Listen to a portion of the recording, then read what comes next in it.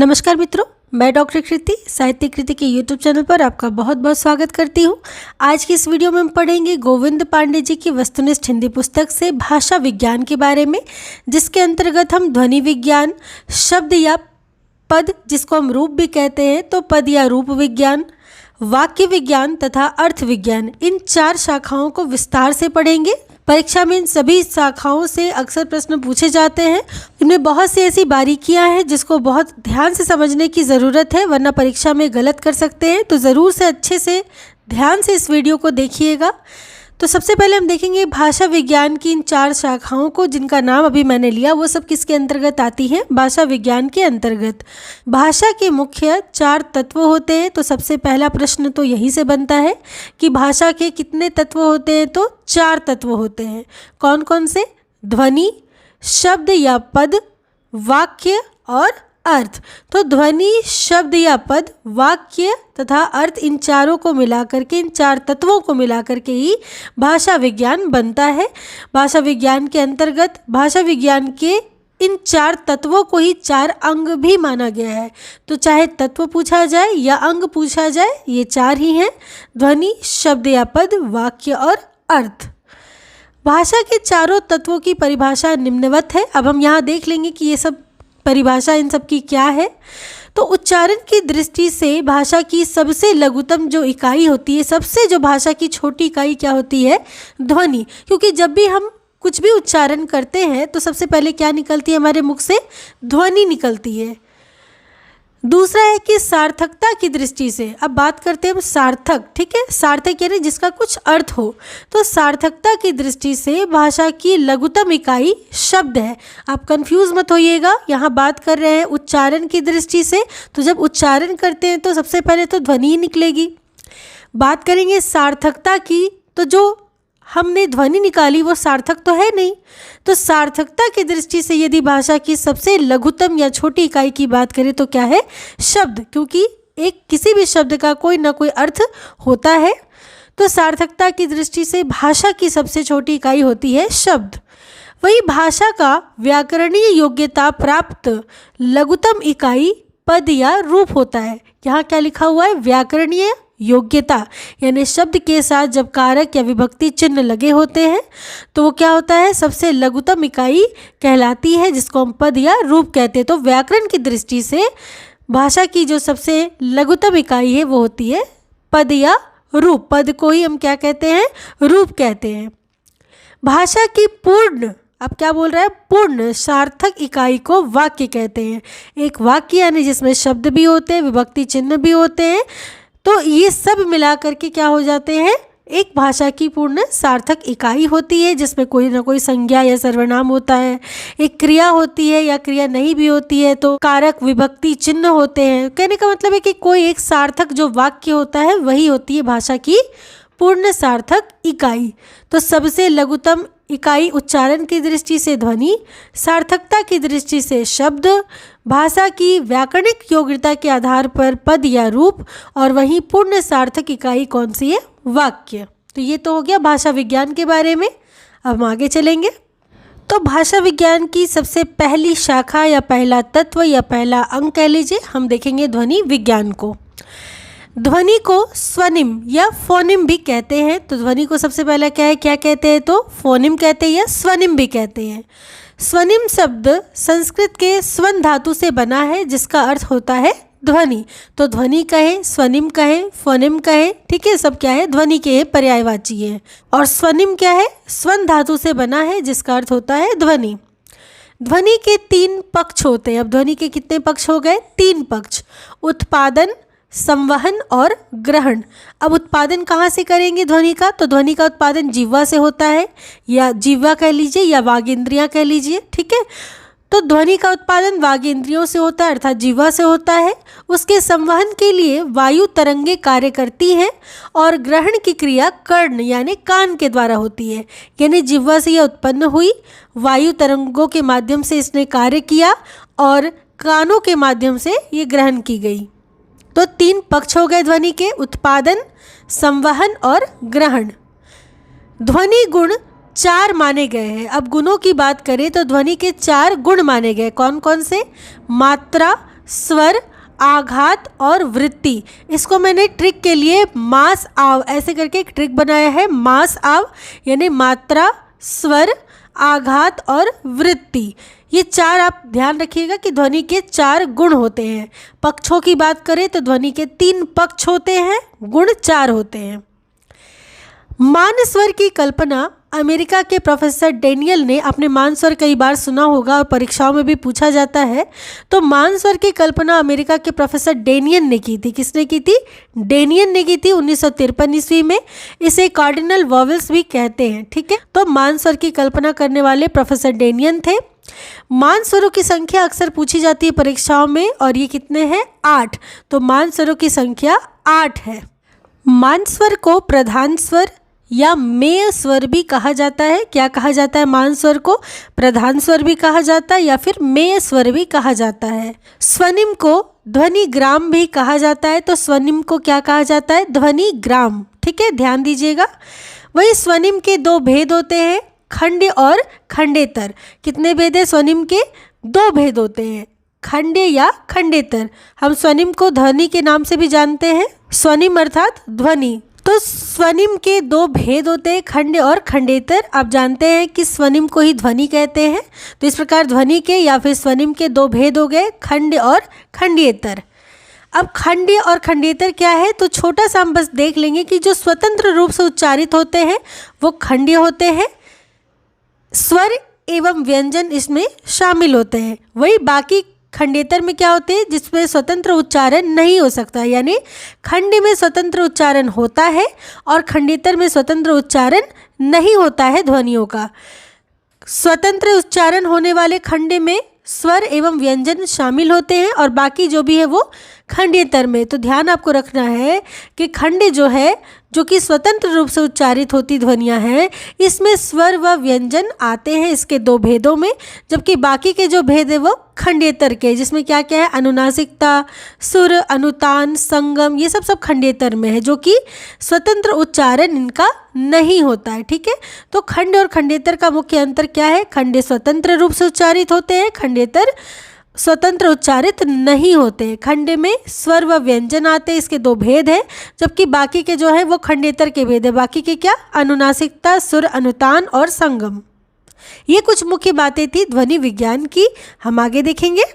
आगे हम देखेंगे पद या रूप विज्ञान। प्रयोग समर्थ सार्थक शब्द को पद कहते हैं। प्रयोग समर्थ यानी कि जिसका हम प्रयोग अब कर सकते हैं, ऐसे सार्थक शब्द को पद कहते हैं। पदों के साथ विभक्ति चिन्ह होते हैं, अर्थात जब शब्द के साथ विभक्ति चिन्ह लग जाते हैं, कारक चिन्ह लग जाते हैं, तो क्या बन जाते हैं? वो पद हो जाते हैं। तो प्रयोग समर्थ सार्थक शब्द जो होते हैं उसको हम पद कहते हैं। पद या रूप ध्यान दीजिएगा, एक ही बात है। यास्काचार्य ने पद के मुख्यतः 4 भेद किए हैं। वहीं देखिए पद के भी कितने भेद होते हैं? 4 भेद होते हैं, नाम, आख्यात, उपसर्ग और निपात। तो नाम, आख्यात, उपसर्ग और निपात हो गए 4 भेद किसके? पद या रूप के। यहाँ पर हमें मुख्य रूप से बस यही पढ़ना था कि पद क्या है और पद के कितने भेद होते हैं, क्योंकि परीक्षा में बस यही पूछा जाता है। तो पद क्या है? प्रयोग समर्थ सार्थक शब्द को पद कहते हैं। इसके 4 भेद आपने देखे। अब हम आगे चलेंगे। आगे हम देखेंगे वाक्य विज्ञान।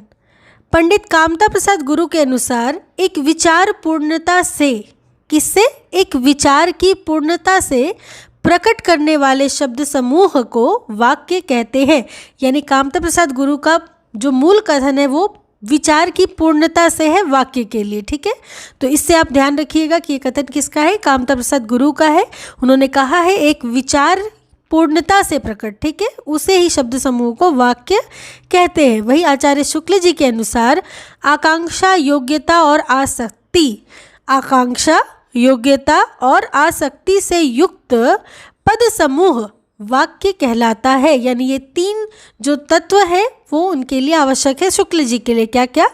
आकांक्षा जिसमें हो, योग्यता जिसमें हो और आसक्ति जिसमें हो। ये तीनों रूप जिसमें शामिल होते हैं उससे युक्त पद समूह ही क्या होता है? वाक्य होता है।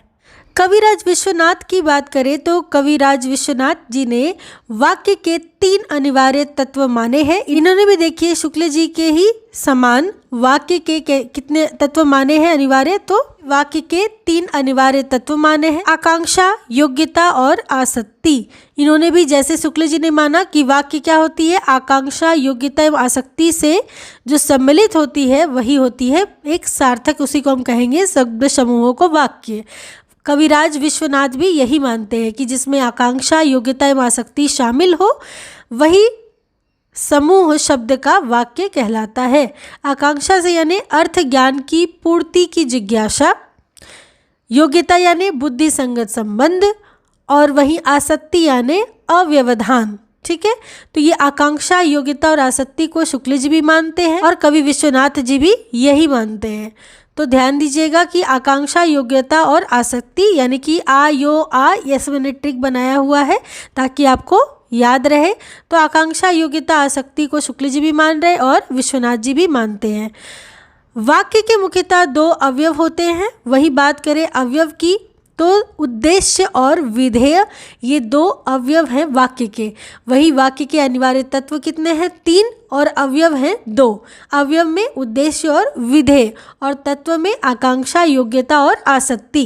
तो इन सबको बहुत अच्छे से ध्यान रखिएगा क्योंकि परीक्षाओं में प्रश्न बिल्कुल बनते हैं इस प्रकार से, और यही आपका पूरा वाक्य विज्ञान भी समाप्त हो जाता है। तो इसमें देखिए इतना ही सबसे ज़्यादा महत्वपूर्ण था, तो इसको अच्छे से देख लीजिएगा। हम आगे चलेंगे।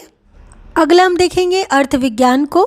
शब्द के द्वारा जो प्रतीति होती है, प्रतीति यानी कि जो प्रतीत होती है, जो ज्ञान प्राप्त होता है, शब्द के द्वारा जो जानकारी प्राप्त होती है उसे अर्थ कहते हैं। तो अर्थ किसे कहते हैं, शब्द के द्वारा जो हमें जानकारी प्राप्त होती है, जो ज्ञान प्राप्त होता है उसे हम अर्थ कहते हैं।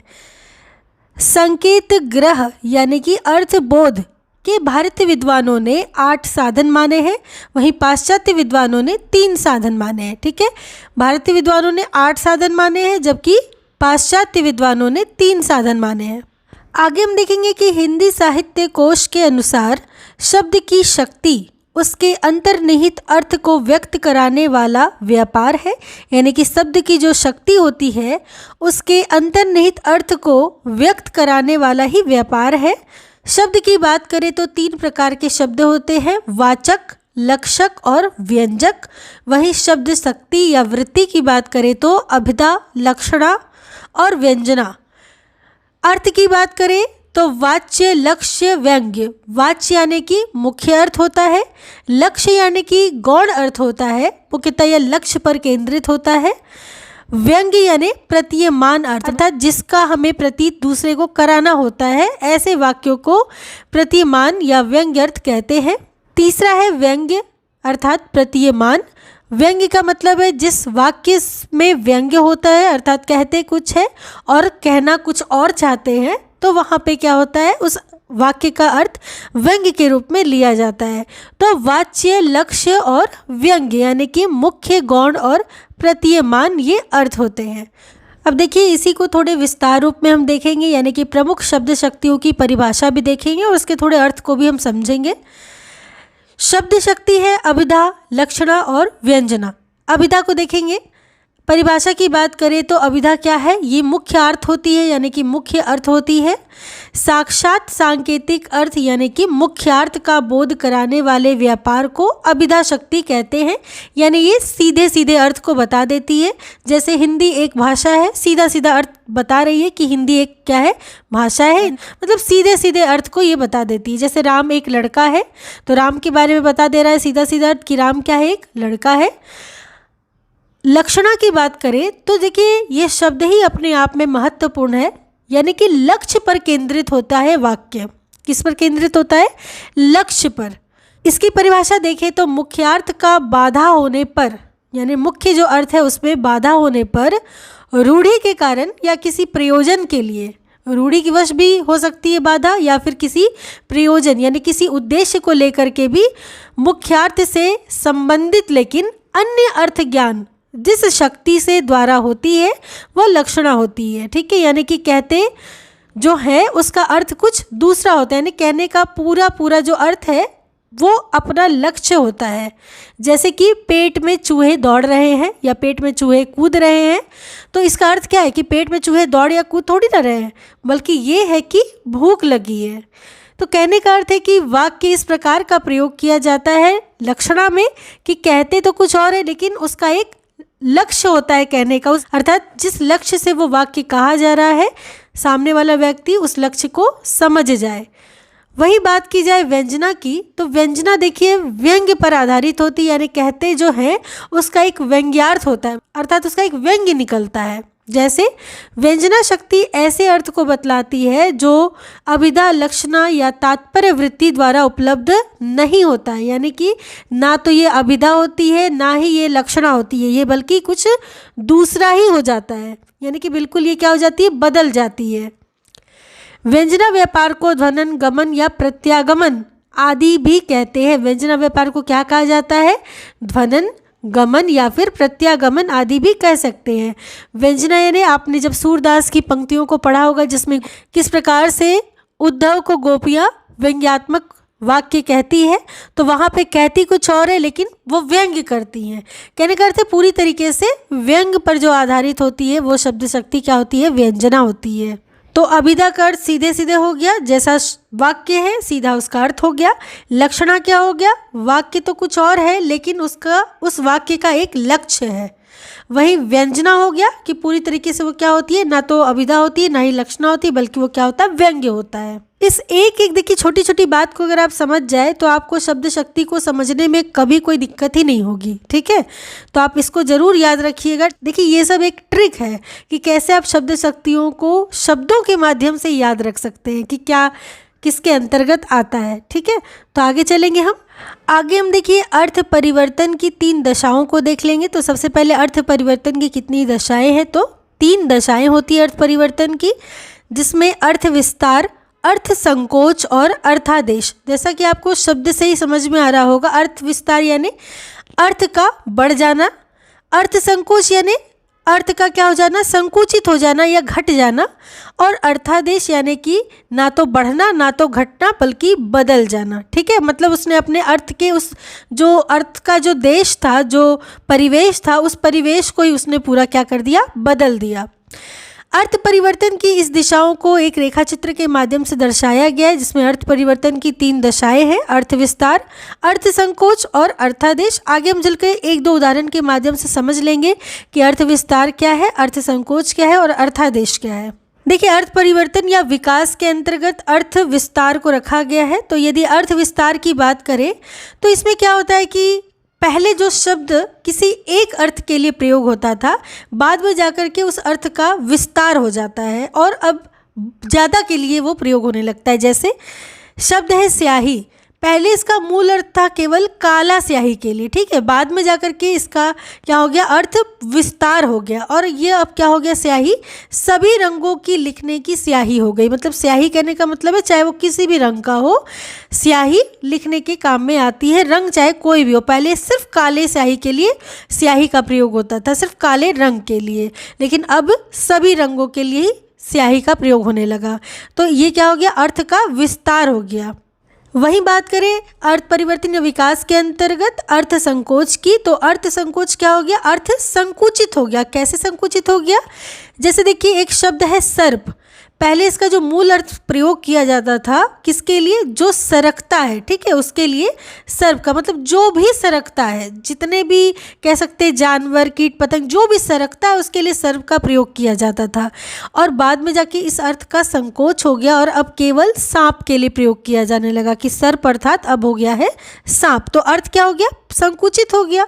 अब देखिए बात करें अर्थादेश की, तो अर्थादेश यानी ये पूरी तरीके से बदल जाता है। जैसे एक शब्द है असुर, ये जो अर्थोत्कर्ष, अर्थोपकर्ष, अमूर्तीकरण और मूर्तिकरण है, ये अर्थादेश के क्या है, भेद है। हमें विशेषतः यह देखना है कि अर्थादेश का अर्थ क्या होता है। तो जैसे देखिए असुर, असुर एक शब्द है। पहले देखिए असुर शब्द प्रयोग किया जाता था देवताओं के लिए, लेकिन बाद में असुर शब्द किसके लिए प्रयोग होने लगा, राक्षसों के लिए। तो पूरी तरीके से इस शब्द ने अपना क्या हो गया, पूरा रूप ही बदल दिया, यानी कि अर्थ का क्या हो गया, अपकर्ष हो गया, यानी कि ये खराब हो गया अर्थ। पहले इसका अर्थ बहुत अच्छा था, अब खराब हो गया। लेकिन आपको विशेषता ये ध्यान देना है कि रूप जहाँ बदल गया, चाहे अच्छा हुआ हो चाहे खराब हुआ हो, चाहे मूर्तिकरण हुआ हो या अमूर्तिकरण हुआ हो, रूप अगर पूरी तरीके से बदल गया उसका स्वरूप, तो वो क्या हो गया, अर्थादेश। तो हमने पढ़ा अर्थ विस्तार में छोटे से शब्द का विस्तार बढ़ गया, ज़्यादा के लिए प्रयोग होने लगा। अर्थ संकोच में ज़्यादा के लिए प्रयोग होता था और कम में प्रयोग होने लगा। वही अर्थादेश में क्या हो गया, पूरी तरीके से शब्द का रूप ही बदल गया। तो कहने का अर्थ है इस प्रकार अर्थ की 3 दशाएं देखी गई। तो इस प्रकार आपने पूरा भाषा विज्ञान पढ़कर समाप्त कर लिया है, जिसमें हमने वाक्य विज्ञान, ध्वनि विज्ञान, रूप या पद विज्ञान, अर्थ विज्ञान, ये सब कुछ हमने पढ़ लिया है। और वो सभी कुछ हमने पढ़ा है जो कि परीक्षा के लिए बहुत महत्वपूर्ण है। तो बहुत अच्छे से इसको 1 से 2 बार वीडियो को ज़रूर देखिएगा। और इसी के साथ ही हमने गोविंद पांडे जी की वस्तुनिष्ठ हिंदी पुस्तक पूरी पढ़कर समाप्त कर ली है। मेरे सारे वीडियो आपको प्लेलिस्ट में मिल जाएंगी, आप ज़रूर जाकर के सारी वीडियोस को अच्छे से पढ़ें। बहुत महत्वपूर्ण है आपकी परीक्षा की दृष्टि से। कक्षा अगर पसंद आई हो तो और लोगों के साथ भी शेयर करिएगा। पहली बार चैनल पर आ रहे हैं तो सब्सक्राइब जरूर कर लीजिएगा, ताकि इसी प्रकार की वीडियोज़ आपको बराबर मिलती रहे। तो चलिए मिलती हूँ अगली विषय वस्तु के साथ एक अगले नए वीडियो में। तब तक के लिए आप सबका बहुत बहुत धन्यवाद।